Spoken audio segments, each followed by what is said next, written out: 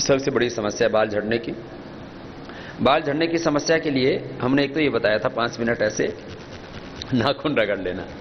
ऐसे 5 मिनट जो नाखून रगड़ लेते हैं, नाखून नेल्स को नेल्स के पीछे से ऐसे मिलाया, ऐसे रगड़ लेते हैं। समझ में आई बात? 5 मिनट ऐसे रगड़ने से बालों का झड़ना बंद हो जाता है। आंवला एलोवेरा जूस पीने से आंखें अच्छी रहती हैं, बाल अच्छे रहते हैं, स्किन अच्छी रहती है, हड्डियां मजबूत रहती हैं, इम्यून सिस्टम स्ट्रांग रहता है, इम्यूनिटी अच्छी रहती है। आंवला एलोवेरा का जूस पी लिया करें। बालों को अच्छा रखने के लिए एक सप्ताह में कम से कम 2 बार सरसों के तेल, नारियल के तेल, तिल के तेल, बादाम के तेल, नहीं तो अपने पतंजलि आयुर्वेद से हम केश कांति तेल उपलब्ध कराते हैं, एक दिव्य केश तेल उपलब्ध कराते हैं दिव्य फार्मेसी अपने। और भी जिसको अलग अलग तरह के ना हमारी चॉइस हो जाते हैं। फिर तो हमने amla hair oil, almond hair oil, फिर किसी किसी के माथे में दर्द भी बहुत होता है, गर्मी बहुत रहती है, तो उसके लिए शीतल तेल बना रखा है। ऐसे अलग अलग तेल बनाए हुए हैं, उनका प्रयोग कर सकते हैं। बाल किसी के झड़ जाते हैं ना पूरे ही, ऐसे खेती सी उजड़ जाती है, तो उसके लिए एक बहुत अच्छा उपाय है, हमने बहुतों को बताया और सच में वो अद्भुत है। इसको मास क्वांटिटी में हम नहीं कर पाए क्योंकि उसका रॉ मटेरियल बड़ा मुश्किल होता है। एक ततैया होता है, एक तो होती है मधुमक्खी, एक होता है ततैया, थोड़ा येलो कलर का होता है और काट जाए तो बहुत भयंकर दर्द होता है। ततैया, भेड़ड़ बोलते हैं। तो ततैया का छत्ता, भेड़ का छत्ता लेकर के नारियल के तेल में पका देते हैं। जैसे इतना सा ततैया का छत्ता मिल जाता है कि किसी पुराने मकान में, पुराने ऐसे खेतों में, ईख के खेत में, जहाँ थोड़ा मनुष्य का आवागमन कम होता है, वहाँ वो ततैया लग जाता है। तो उसका छत्ता नारियल के तेल में पका के लगा लेते हैं, उबाल लेते हैं और उसको लगा देते हैं। उससे जो है झड़े हुए बाल, जिनकी सिर हथेली जैसे हो गए थे ना, जैसे हथेली पर कोई बाल नहीं होते ना, ऐसे किसी किसी के यहाँ ऐसे पूरा मतलब खेती उजड़ जाती है, तो उनके लिए ये ततैये के छत्ते का तेल। दूसरा एक दिव्य केश तेल है सबसे अच्छा, उसके बाद केश कांति तेल मैंने आपको बताया। ये दोनों तेल सबसे अच्छे हैं। तैयार में आप लें तो दिव्य केश तेल, इसमें थोड़ी गंध आती है लेकिन ये बहुत अच्छा होता है, बाल झड़ना बंद हो जाते हैं उससे। और दिव्य केश तेल और ये प्राणायाम नियमित करें। ऐसे हमने कितने लोगों पर एक्सपीरियंस किया, आपको एग्जाम्पल भी हमने दिए कि बाल पूरे झड़ चुके थे और वापस आ गए।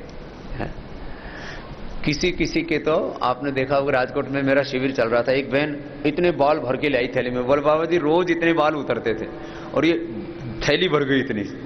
बोले सारे बाल उतर गए थे बाबा जी, देखो अपना थैली भर के लाई। फिर वो शायद मैंने यहाँ रखे हुए हैं कहीं एविडेंस के रूप में भी। और बोले बाबा जी फिर ये मैंने दिव्य केश तेल लगाया और ये प्राणायाम किया और 5 मिनट आपने ये बताया, ये सब प्रयोग किया, थोड़े थोड़े जो आप प्रयोग बताते हैं, आंवला एलोवेरा का जूस पिया, वो मेरे सारे बाल दोबारा आ गया, बाल एक भी नहीं झड़ता। मीन्स ऐसे 1-2 बाल तो झड़ जाता है सामान्य रूप से, फिर आ जाता है। तो जो है खैर बालों के लिए योग बहुत अच्छा है, इसमें शीर्षासन, सर्वांगासन भी बहुत अच्छे हैं, प्राणायाम बहुत लाभ करता है। तो बालों के लिए बता दिया आपको। आंखों के लिए आमल की रसायन 200 ग्राम, सप्तामृत लोह 20 ग्राम, मुक्ता शुक्ति 10 ग्राम। ये cataract, glaucoma, double vision, colour vision, eyesight बहुत वीक होना, दूर का चश्मा, नजदीक का चश्मा, आंखों में आंसू ही बनना बंद हो जाना, कई तरह की समस्याएं, आंखों के अंदर का छिद्र बंद हो जाता है अंदर का, तो फिर आंखों में आंसू बहुत आते हैं, आंसू ज्यादा आना, आंसू नहीं आना, फिर रात को दिखाई नहीं देना, रतौंधी उसको बोलते हैं, आंखों में सफेद काला मोतिया, कई तरह की समस्याएं आंखों की, आंखों में अल्सर हो जाते हैं, बहुत तरह की आंखों की समस्याएं। आमल की रसायन 200 ग्राम, सप्तामृत लोह 20 ग्राम, मुक्ता शुक्ति 10 ग्राम, ज़्यादा होने पर 2 से 4 ग्राम मोती पिष्टी भी इसमें मिला देते हैं, एक एक चम्मच खिला देते हैं पानी के साथ। आंवला एलोवेरा जूस तो सभी के लिए अच्छा ही है। ये पाउडर एक एक चम्मच खिलाया। महात्रिफला घृत, एक घी बनाते हैं, गाय के घी से औषधियों के द्वारा सिद्ध करते हैं घृत,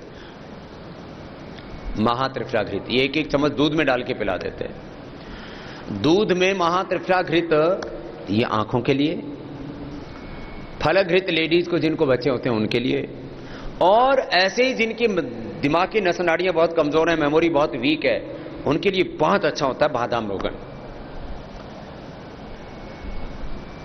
बादाम रोगन 1 चम्मच गाय के दूध में डाल करके पी लिया, ये इतना जबरदस्त है मस्तिष्क के लिए। ये चीजें देखो अपना अपना असर तो करते हैं, कोई भी चीज खाने पीने में भी हम लेते हैं असर करती है, अच्छी हो या बुरी हो। तो ये आपको मैंने आंखों के लिए बताया, इसके साथ और भी कई चीजें मुझे बतानी है, इसलिए थोड़ा थोड़ा संकेत कर दे रहा। आंखों के लिए महात्रिफला घृत, आमल की रसायन सप्तामृत लोह मुक्ता शक्ति भस्माला प्रयोग, और एक दृष्टि आई ड्रॉप है। 1 चम्मच अदरक का रस, 1 चम्मच सफेद प्याज का रस, 1 चम्मच नींबू का रस, 3 चम्मच शहद। ये दवाई हमने बनाई आंखों में डालने के लिए। इससे लाखों नहीं करोड़ों लोगों की आंखें हमने अच्छी की। इससे चश्मा तक दूर हो जाता है, आंखों का चश्मा, कैटरेक्ट, ग्लूकोमा। सबसे पहली पेशेंट हमने ठीक की थी, एक ओपी भाटी जी हैं, ओम प्रकाश भाटी जी, उनके मिसेज हैं, सहारनपुर के रहने वाले हैं। यास से करीब 15 साल पहले की घटना है, 15 साल पहले की घटना है। उनको ग्लूकोमा हो गया। ग्लूकोमा बोलते हैं काले मोतियों को, यह आदमी को अंधा ही कर देता है, कोई इलाज नहीं है इसका मॉडर्न मेडिकल साइंस में। आंखों का प्रेशर बढ़ जाता है, काला मोतिया, फिर आंखों के सामने बस अंधेरा ही छा जाता है, कुछ नहीं दिखता, धीरे धीरे आदमी की आंखें खराब हो जाती हैं। ऑपरेशन भी इसमें 99% कामयाब नहीं होते हैं, बेकार हो जाता है। मैंने अभी पिछले करीब महीने भर पहले वो आए, ओपी भाटी। मैंने कहा भाई वो हमारी माताजी कैसी हैं? उनकी उम्र होगी करीब 65 साल के आसपास, 65-70 के आसपास। बोले जी वो अच्छी है। जब मैंने पहली बार ये कहा कि कैटरेक्ट अच्छा हो जाता है, ग्लूकोमा अच्छा हो जाता है, तो लोगों ने कहा ये तो हो ही नहीं सकता, आंखों का चश्मा हट जाता है। भैरव सिंह जी उस समय उपराष्ट्रपति जी थे, तो उन्होंने कहा कि बाबा जी एम्स में मैं कुछ रोगी देता हूं आपको, उनके ऊपर प्रयोग करो। हमने फिर अलग अलग स्कूल कॉलेजों में प्रयोग किया। जिन बच्चों की आंखों पर चश्मा आ चुका था, ऐसे हजारों बच्चों के हमने चश्मे हटाए। एम्स के डॉक्टर्स ने भी प्रयोग किया और सब डॉक्टर्स ने माना कि जो योग करेगा उसकी आईसाइट अच्छी हो जाती है। नहीं तो उससे पहले बोला जाता था कि एक बार जो चश्मा आ गया वो हट नहीं सकता, एक बार जो नंबर आ गया वो घट नहीं सकता। क्यों बड़ा लाभ करता है ये जो मैंने आपको अभी प्रयोग बताया। ये दृष्टि आई ड्रॉप करके हमारी एक औषधि आती है, ये लाखों की संख्या में और साल भर तो करोड़ों की संख्या में हम बनाते हैं। अद्भुत लाभ होता है। ये एक एक बूंद आप ऐसे डाल सकते हो और इससे आई साइट इतनी अच्छी हो जाती है। ये ऐसे हमने दृष्टि आई ड्रॉप तैयार की, लगती बहुत है और आंखों की रोशनी इससे एकदम अच्छी हो जाती है। खैर ये दृष्टि आप डाल सकते हो। ये दृष्टि माने नाम ही दृष्टि इसलिए रखा, दृष्टि माने आईसाइट, आईसाइट के लिए बहुत अच्छी है। अनेक प्रयोग हैं, हमारे गुरुजी बनाया करते थे पहले। गोमूत्र उबाल लिया तांबे के लोटे में, 1 लीटर गोमूत्र डाला, उसमें उबालते समय थोड़ा नीम के पत्ते डाल दिए और वो जब 200-250 ग्राम रह गया 1 किलो का, 1 लीटर का 200-250 ml रह गया, तब छान के रख लिया, उसमें थोड़ा शहद डाल दिया। वो गोमूत्र डालने से हमने देखा, ये हमने लाखों लोगों को दिया। ये भी प्रयोग मुफ्त में बांटा करते थे हम गुरुकुल में, बना के तांबे के लोटे में गोमूत्र पका करके। यार जबरदस्त प्रयोग है।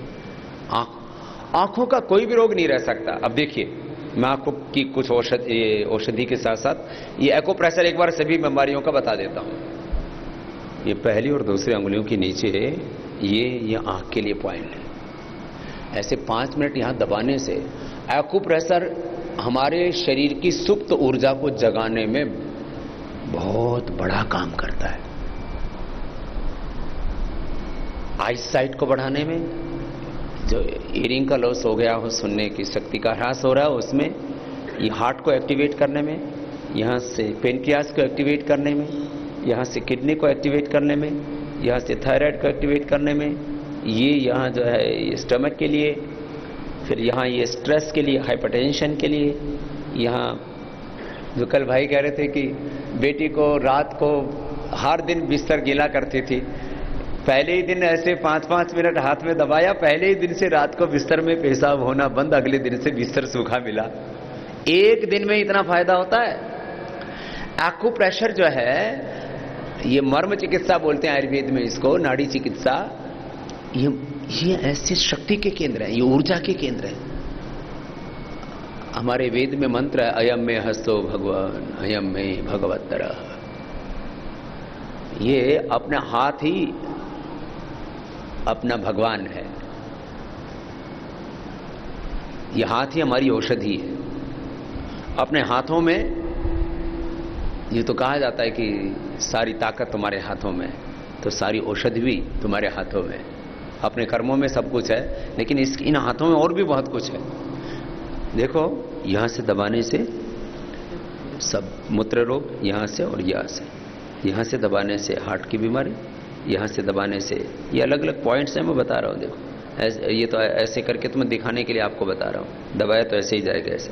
ये कान के लिए, इसके नीचे रेखा के ऊपर हार्ट के लिए, और इसके नीचे डायबिटीज के लिए, फिर ये किडनी के लिए, यहाँ ये थायराइड के लिए, यहाँ आंतों के लिए, इसके पीछे आते हैं तो यहाँ ये जो है ये एक्यूप्रेशर का पॉइंट बड़ा जबरदस्त है। ये है बवासीर के लिए, पायस, फिसर, फिस्टुला। ऐसे तो हम अर्शकल पोटी देते हैं, त्रिफला चूर्ण, अभयारिष्ट, पेट ठीक रखने के लिए तो औषधियाँ देते हैं, और कुछ घरेलू उपाय भी बताते हैं। ठंडे दूध में नींबू डाल करके पी लो सुबह सुबह खाली पेट, 3 से 7 दिन पीने से 99% बवासीर ठीक हो जाती है। ठंडा दूध 1 कप लिया, उसमें नींबू डाल के पी लिया और बवासीर ठीक हो जाती है। 3 से 7 दिन। गाय का ठंडा दूध गर्म करके ऐसे ही ताज़ा दूध निकाला, उसमें नींबू डालो और तुरंत पी जाओ। ठंडे दूध में नींबू डालने से फटता नहीं है तुरंत। और वो अब उसमें किस तरह की औषधीय शक्ति पैदा होती है, अलग लाभ है। अब लौकी तो रोज खाते हैं, लेकिन लौकी का जूस पिला करके हमने लोगों का प्रोस्टेट कैंसर, हार्ट की प्रॉब्लम, ओबेसिटी, हाइपरटेंशन और कितनी बड़ी बड़ी बीमारी हमने ठीक कर दी है। तो हर एक चीज की उसको आम भाषा में बोलते हैं लाग होती है कोई। तो ठंडे दूध में नींबू डाल करके पीने से बहुत सी ठीक हो जाती है 3 से 7 दिन के अंदर। चने के बराबर कपूर केले में डाल करके खाने से 3 दिन के अंदर ही बहुत से ठीक हो जाती है। नीम की निमोली, बकायन, रसोंत, हरड़, ये 4 चीजें मिलाकर के हम पाउडर बनाने के लिए बोलते हैं और कहते हैं भाई 1-1 चम्मच सुबह शाम खा लो। कितनी भयंकर बवासीर ठीक हो जाती है। नीम की निमोली, बकायन, छोटी हरड़ और एक रसोंत होती है, उससे ठीक हो जाती है। एलोवेरा जूस ही पीने से बवासीर और पायल्स, फिसर, फिस्टुला तक अच्छा हो जाता है। और तो और कपालभाति प्राणायाम करने से पायल्स, फिसर, फिस्टुला आधा घंटा हमने करवाया, नहीं तो ये बहुत भयंकर हो जाता है। फिस्टुला का 1, 2, 3, 5 बार लोग ऑपरेशन करा के आते हैं। हमारे यहाँ पूरी हमने व्यवस्था की हुई है। क्षार सूत्र से भी हम व्यवस्था करते हैं, जिनको ज्यादा बढ़ जाता है। हमने देखा लोग कितने बिगड़े हुए केस हमने ठीक किए हैं पायल्स, फिसर, फिस्टुला के। ये पॉइंट है पहले ही दिन से। नागदोन के पत्ते, एक हरा पत्ता होता है, बहुत होता है, यहाँ पूरे हिंदुस्तान में होता है। 3-3 पत्ते उसकी खिला दो। ऐसे कई लोग गमलों में भी लगा लेते हैं, कई बाड़ में भी लगा देते हैं, ऐसे सुंदरता के लिए लगा देते हैं। 3-3 पत्ते नागदोन के खिला देते हैं और ये पॉइंट दबा देते हैं। बवासीर रह ही नहीं सकती, बवासीर के लिए पॉइंट है। कब्ज नहीं रहनी चाहिए बवासीर वाले रोगी को। ये धातु रोगों के लिए, जिनको इनफर्टिलिटी है, जिनकी बंद ट्यूब है, यहाँ दबाने से खुल जाती है। देखो ये माताएं बहनें इसलिए तो यहाँ चूड़ियाँ पहनती हैं। ये चूड़ियाँ कोई कमजोरी की निशानी थोड़ी है, मात्र श्रृंगार नहीं है। यहाँ चूड़ियाँ पहनने से ये पॉइंट दबते हैं। पैर में भी पहले कड़े पहनते थे, उसमें भी ये पैर में तो इनफर्टिलिटी की समस्या ही नहीं होती थी। माने जो प्रजनन तंत्र से संबंधित रोग होते हैं, मूत्र संस्थान से संबंधित रोग होते हैं, सेक्सुअल डिसऑर्डर्स हो या एक्सक्रीटरी सिस्टम की कोई भी प्रॉब्लम हो, वो यहाँ से ठीक हो जाती है। ये यहाँ आंतों का पॉइंट है, यहाँ दबाने से। ऐसे आते यहाँ दबाने से भी अच्छी होती है। जैसे कोई बहुत थका हुआ आदमी हो, ऐसे दबा दो तो ये इससे आंतें अच्छी हो जाती हैं, पेट बहुत अच्छा हो जाता है। पेट के लिए सबसे अच्छा होता है अनार। कहते हैं ना, एक अनार 100 बीमार। आप लोगों का भी कभी कभी पेट बहुत डिस्टर्ब हो जाता है, कभी कभी आप दिन रात यात्रा करते हैं, खाने पीने उठने जागने सोने का कोई ठिकाना नहीं होता है, तो पेट डिस्टर्ब हो जाता है। तो पेट खराब हो तो उसके लिए एक तो ये मैंने यहाँ पॉइंट बताया, एक ये पॉइंट है। देखो ये पॉइंट है ना, ये अब इसमें कोई उल्टा लेट जाता है, दूसरा उसको ऐसे पंजे से दबा देता है। पहले ऐसे किया करते थे बड़े बुजुर्ग, जब दिन भर खेत में काम करके और शाम को आया करते थे तो बच्चे उनके पैर दबा दिया करते थे ऐसे। और इससे एकदम एनर्जी आ जाती है, ताजगी आ जाती है, थकान दूर हो जाती है और पेट बहुत अच्छा हो जाता है। जिनके नड़े भर जाते हैं, है ना, जैसे आप लोग कई बार बहुत कठिन एक्सरसाइज करते हो, बहुत ज़्यादा कूदते फांदते हो, तो उससे पेट गड़बड़ हो जाता है। तो ये पेट की गड़बड़ी के लिए बहुत अच्छा है ये पिंडलियाँ दबाना। अभी जैसे आप ऐसे दबा के देखिए, ऐसे दबाने से ही ना एकदम रिलैक्स हो जाते हैं। ऐसे दबा के देखिए। अब कोई जरूरी थोड़ी है कोई दूसरा ही सेवा कर रहेगा, अपनी सेवा अपने आप कर लिया करो। बोले बाबा जी जब आप पिंडली दबाने की बात करते हो तो फिर पत्नी की याद आ जाती है। अरे भाई ये दूसरों की मतलब हमेशा कोई दूसरा आके सेवा कर दे, ये ऐसे क्यों सोचते हो? अपना आप दबा लो। एक भाई लेट जाए, दूसरा उसको दबा दे, फिर एक लेट जाए, फिर दूसरा दबा दे। कभी ऐसे पेट खराब हो जाए ना तो इसको दबा लिया करो। और अनार खा लिया करो। अनार से बढ़िया पेट के लिए कुछ भी नहीं है। गैस, एसिडिटी, इंडाइजेशन, कोलाइटिस, पेट की बदहजमी की कोई भी समस्या हो, अनार तो बहुत जबरदस्त होता है।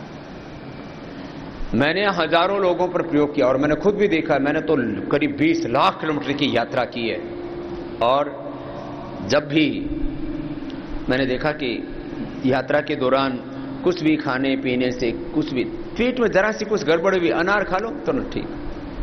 अनार, बेल और छाछ, ये 3 चीजें पेट के लिए सबसे अच्छी होती हैं। जिनको ये कोलाइटिस आदि रहता है उनको दूध नहीं पीना चाहिए। घी, दूध और मीठा, ये तीनों दुश्मन हैं कोलाइटिस की। आंव संग्रहणी, बार बार शौच जाना, पेट में चिकना पदार्थ लैट्रिन के साथ बाहर निकलता है ना, ये बड़ा खतरनाक होता है उसके लिए। कोलाइटिस के लिए छाछ, बेल और अनार, ये 3 औषधियां। जिनको कब्ज रहता है, एक ही दिन में कब्ज ठीक हो जाता है, एक दिन में ही, बिना किसी दवा के। क्या करो? खाना ना ज्यादा खाओ ना कम खाने से भी कब्ज होता है, ज्यादा खाने से भी कब्ज होता है। और तीसरा काम एक और शुरू कर दो, खाना चबा चबा के खाओ। आपको जो मिल रहा है, आपको सूखे चने मिल रहे हैं तो वो भी चना कम से कम 1 ग्रास को 32 बार चबाना चाहिए। औसत मैंने देखा है लोग 4 से 8 बार चबाते हैं। एक बार इधर से मारा, एक बार इधर से, और गप अंदर। ये मामला है ना, इससे बचो। हलवा तो मैंने देखा लोग कुछ तो बस ऐसे मुंह में लिया और दांत तो लगाते नहीं, बस मुंह में थोड़ा ऐसे उसका पपोला और अंदर ऐसा खाते हैं। ऐसे नहीं, हलवे को भी करीब ऐसे आधा मिनट तक मुंह में रखना चाहिए और उसको खूब आनंद लो उसका। कुछ लोग ज्यादा खाते हैं, हलवा खा जाएंगे थाली भर के, रसगुल्ले रगड़ जाएंगे 20-25, जलेबी जब हाथ लग गई तो फिर जलेबी की तरह खुद भी टेढ़े मेढ़े हो जाते हैं। और फिर 1 2 3 4 गिनती कुछ तो बोलो भाई, गिननी बंद, अब तो चलने दो। लेकिन भाई ये क्यों करते हो ये काम?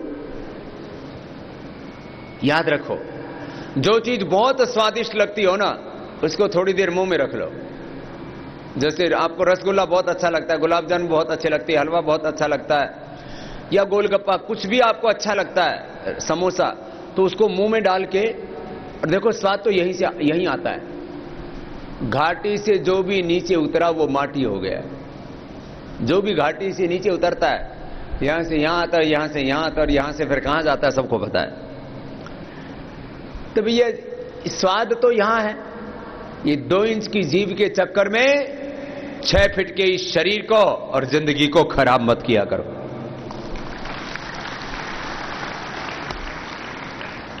रसना और वासना, ये 2 इंद्रियां सबसे ज्यादा चंचल हैं, इनसे बचा करो, काबू रखो। देखो, कोई भी चीज बहुत स्वादिष्ट लगती है ना, तो मुंह में डाल के रख लो थोड़ी देर, और जीभ को बोलो जितना मजा लेना है एक में ले ले, अगला नहीं मिलेगा। मजा तो यही लेना है, बाकी तो मैंने कहा ये सारा खेल यही का है। ये इंद्रियों का सुख भी बड़ा विचित्र है। एक एक इंद्रिय का शब्द, स्पर्श, रूप, रस, गंध, और फिर मन की तो दुनिया ही अजीब ही है साहब। खैर सुनो, मैं आपको कह रहा था, आप कब्ज दूर करना चाहते हो, पेट की बहुत समस्या है आप लोगों को, और ये मैं ऐसे नहीं कह रहा हूं, क्योंकि जो यात्रा में रहते हैं उनके लिए समस्या रहती है। आप लोग तो यायावर हो, ऐसे पकड़ हो, घूमते रहते हो पहाड़ियों में, रेगिस्तान में, कभी जंगलों में, झाड़ियों में, तो कभी ना कभी पेट की समस्या से आपको रूबरू होना ही पड़ता है। तो एक काम किया करो, खाना चबा चबा के खाया करो, इमरजेंसी को छोड़ के। अब इमरजेंसी में तो कई बार भागते भागते भी खाना पड़ता है, वो तो युद्ध की स्थिति हो गई, वो भूल जाओ। बाकी खाना खाने में कम से कम आधा घंटा समय लगता है, और कुछ तो 5 ही मिनट में खा पी के बराबर कर देते हैं, थाली चाट के धर देते हैं। ये कार्यक्रम ठीक नहीं है भाई। भगवान ने इतनी बढ़िया बढ़िया चीज बनाई है, चबा चबा के खाओ। खाने में जितना सलाइवा मिलेगा, ये बहुत बड़ी बात कह रहा हूं मैं, है ये छोटी सी बात। स्वामी जी आप ऐसे ही तो बोल, चबा चबा के खाया करो, चबा चबा के तो खाया करो, ये तो आपने खूब सुना है, लेकिन आप इसकी महिमा सुनिए। जितना चबाएंगे उतना उसमें सलाइवा मिलेगा, और दांतों का, सलाइवा का, फिर पूरा श्वसन जो है उसका, अन्न नली का, फिर आमाशय का, पक्वाशय का, फिर लीवर का, आंतों का, इन सबका योगदान है। सबसे पहले काम शुरू होता है यहां से। आधा घंटा खाने में लगाओ। जिनको बहुत ज्यादा पेट की समस्या है तो चाहे 1 घंटा लगाओ, धीरे धीरे चबा चबा के खाओ, जब तक खाने वाली चीजें लिक्विड ना हो जाएं। रोटी खाओ तो ऐसी कि वो पानी जैसी बन जाए मुंह में, तब पेट के अंदर डालो। आज से आप ये प्रयोग करना शुरू कर दो, चबा चबा करके खाना शुरू कर दो। मैंने तो यहां तक प्रयोग किया कि मुझे भी शुरू से ही थोड़ा कॉन्स्टिपेशन की प्रॉब्लम रहती थी। किसी किसी का कोठा हार्ड होता है, कहते हैं, क्या करें, मेरा कोठा ही हार्ड है, मेरा तो जो है ना पेट ही ऐसा है, मेरी तो प्रकृति ऐसी है। किसी किसी की कब्ज की प्रकृति होती है, ये ठीक। तो क्या करो, चबा चबा के खाओ। चबा चबा के खाने से पहले ही दिन रिजल्ट मिल जाता है, पेट की समस्या खत्म, खाली चबा के खाने से। कोई दवाई करने की जरूरत नहीं है, बाकी दवाइयां उसके बाद की बात है। और यदि आपने चबा चबा के खाना नहीं खाया और पेट की आपको बीमारी है, चाहे आप स्वर्ण भस्म खा लो, चाहे लाखों रुपए की दवा खा लो, करोड़ों रुपए की दवा खा लो। मैंने सामान्य गरीब लोगों को और बहुत अमीर लोगों को भी पेट की समस्या, कब्ज, गैस, एसिडिटी, इंडाइजेशन आदि 2 ही बड़ी समस्या होती है। किसी देखो, एक तो कब्ज हो जाता है, और किसी किसी को खाया और टॉयलेट गए, हजम ही नहीं होता, रुकता ही नहीं पेट में। ये 2 बड़ी समस्याएं हैं, बाकी तो छोटी छोटी समस्याएं। तो उन समस्याओं के लिए एक तो ये मैंने बताया ऐसे करो, दूसरा अनार का प्रयोग करो, तीसरा चबा चबा करके खाओ। बाकी तो और बहुत सी चीजें हैं, बताएंगे आपको बाद में। हाँ, फिर ये कमर में दर्द, शरीर में दर्द, भारीपन, उसके लिए ये भी पॉइंट होता है। कमर दर्द के लिए ना, ऐसे ये कर्व है ना, इसको ऐसे दबाते हैं, ऐसे यहाँ से लेके आते, फिर ये पीछे से पहले अंगुली के अंगूठे के बीच में जो नस है ना, इसको दबा देते हैं, एकदम ठीक हो जाता है दर्द। ऐसे बड़ा जबरदस्त है। पहली अंगुली और अंगूठे के पीछे ये जो चैनल है ना, इसके ऊपर दबाते हैं, ये जोड़ों के दर्द के। ये ऐसे सारे चैनल ऐसे हैं, ये ऐसे ऐसे दबाने से घुटने का दर्द, कमर का दर्द, शैटिका पेन, पैरों की पूरी जकड़न एक ही दिन में खत्म हो जाती है। इतना जबरदस्त है। फिर लगातार करने से हमेशा के लिए खत्म। हाथ में भी ये पॉइंट है ऐसे, जो पहले अंगुली के पीछे से ये यहां से दबा, अंदर दबाओ तो नाभि ठीक हो जाती है, अंदर धरण का पॉइंट है। जैसे ये आप दोनों हाथ मिलाइए ऐसे, बीएसएफ वालों की तो ज्यादातर की धरण डिगी भी मिलेगी, क्योंकि कूद फांद बहुत करते हो ना।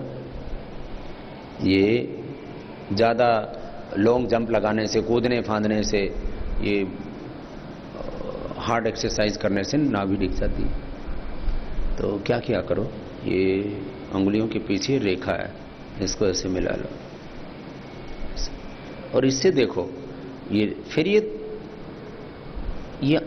जो चटली अंगुली की जो लास्ट वाली रेखा है ना, ये ऊपर नीचे नहीं होनी चाहिए।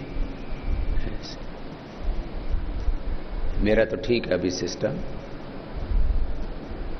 नहीं तो ये आधा इंच का फासला मिलता है। ये अंगुलियां ना, ये लास्ट का पोरा है ना इस अंगुली का, ये वाला, ये वाला, ये ऐसे हो जाता है। देखो मैं है नहीं, मैं करके दिखा रहा हूं ऐसे, ये देखो ये ऊपर नीचे हो जाएगा।